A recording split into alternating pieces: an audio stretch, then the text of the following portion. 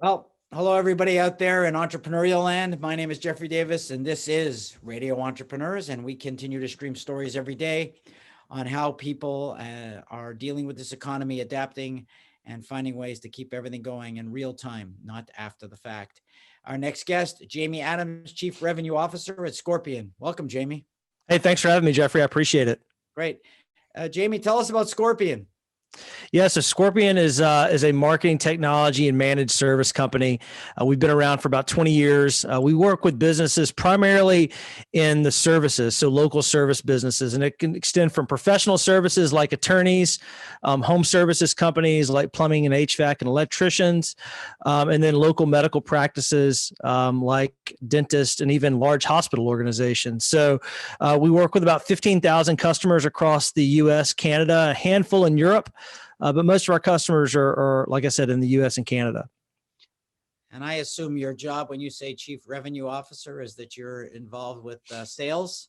I am. Yeah. My primary responsibility is leading our sales and business development team and corporate partnerships, strategic partnerships with organizations like Google, Facebook, Yext, things of that nature. So are you utilizing technology in the delivery of your services? We are, yeah. I always tell people whenever I describe Scorpion to people in the marketing community, I always tell them that we're really a marketing technology company that just has a digital marketing agency kind of sitting on top of it. So we develop a lot of marketing tech that is primarily very specialized and customized for the types of businesses that we call customers. So we're building technology, like I said, to service these service-based businesses. And then we layer on vertical and marketing expertise, basically as an outsourced CMO, if you will, for small businesses. Right. Small businesses that want to use a specific type of marketing service. Correct. Primarily in the digital front. Like I said, exactly. Right. And is the digital space changing a lot during COVID? It has. I definitely think that from a consumer perspective, consumers are much more conscious of working with businesses that are adhering to certain best practices as it relates to safety around COVID. Again, if you think about the types of businesses that we work with, primarily in the trades, plumbing and HVAC, while we actually saw demand for those types of services increase as COVID went on, especially through the summer of 2020, we also saw that the consumer was much more picky about making sure that when a technician were to come into their home, they were wearing a mask, they had hand sanitizer, things of that nature. And then we also saw, obviously consumers, even with what are typically very personal services, like working with an attorney, which typically, our experience in the past is that the consumer wants that one-to-one relationship. They want to shake the hand of the person that is actually representing them in whatever capacity they've hired an attorney for.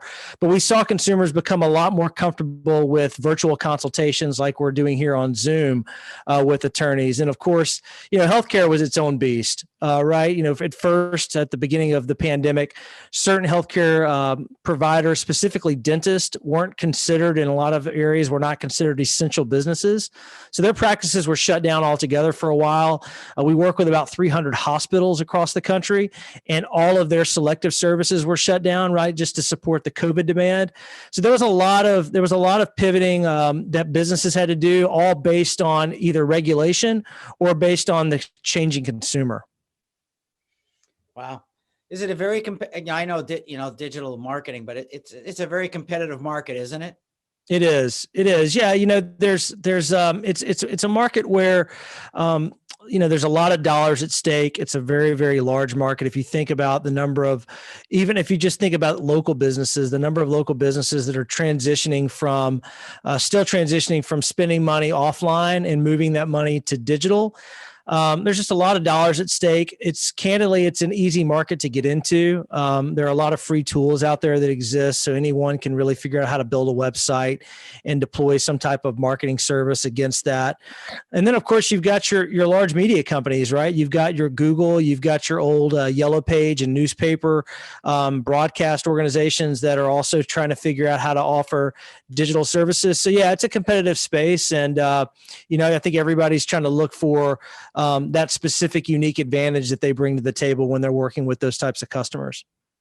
So I assume during COVID too, it forced you into some adjustments in terms of running your business. Yeah, absolutely. I went from a situation where we're a dispersed workforce. So pre-COVID, we had our headquarters in Valencia, California, just north of LA. I'm based in Dallas, Texas. We also have an office through an acquisition we made in Long Island. And then we had a small operation in Louisiana as well. I traveled about 50% of the time. As a matter of fact, I traveled back from LA to Dallas on March 13th of last year. And then the week after that was really when we started doing at first it was kind of a selective work from home, and then very quickly moved to a mandatory work from home. So there was just logistical challenges. Like I said, we went from being in an office every day to having to support over 800 employees in a work from home capacity. And then just from an adaptation perspective, we didn't know how our customers were going to react.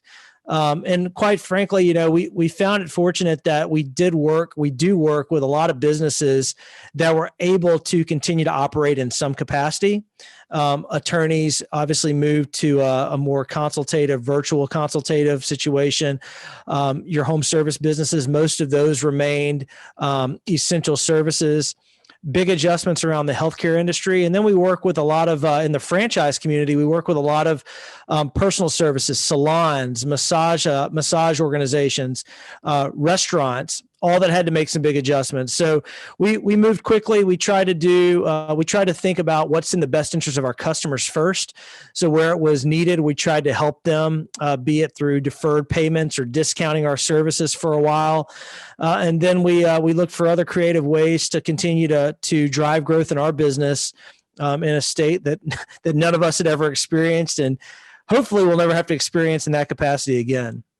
Well, maybe this is the same question, just said a different way. Now, being the chief revenue officer, have you had to adapt your whole sales strategy? Yeah, we did. The first thing that we did was look for ways that we could continue to support local businesses, help them stay operational in a way that would enable us to continue to survive as well. Like I said, we're an 800 person organization. Obviously we've got our own, EBITDA needs, if you will, that we need to meet to continue to support our payroll. But one of the first things that we did was we actually deployed a deferred payment program where for a lot of our clients, and clients that we were trying to acquire during that time as new customers of Scorpion, when we signed them up, we would defer their payment for 3 months. So basically, we would give them 3 months of free service, and then start payment on the 4th month. And we found that that alleviated some risk from new businesses that knew they needed to continue to market and advertise, despite the fact that the economy, was going to slow a bit. It gave them some comfort that they had a partner that was actually going to do things to aid them in that decision. So, and that actually worked out really well. As a matter of fact, for us, we actually had our best quarter in Q2 of 2020. It was our best quarter in history, to be honest with you. So, it worked out well for our customers, and it worked out well for Scorpion. Well, that's, I think, a very innovative approach, and I commend you for that, Jamie. Yeah. Thank you. With Jamie Adams, a chief revenue officer at Scorpion. If we need to find Scorpion, and I'm sure a lot of people do, how would they find you? Yeah, if you want to go to scorpion.co, not .com. People sometimes get that wrong, but scorpion.co. You can also find us on Instagram, on Facebook, pretty much any social media outlet you're going to look around for. You can find us there. And if we can help you immediately, if you're listening to this, you can email me directly. I'll make sure that you get in the hands of the right person on our team. My email is Jamie, that's JAMIE .Adams, ADAMS @scorpion.co. And yeah, we'd love to have a conversation and explore ways that we can help you more effectively attract and acquire new customers in your area. Great. I want to thank you for being on Radio Entrepreneurs today. We hope you come back this year and continue to tell us about how you're being innovative in the marketplace. And remind everyone that is what Radio Entrepreneurs is all about. And we're going to take a break. We'll be back with more stories as soon as possible.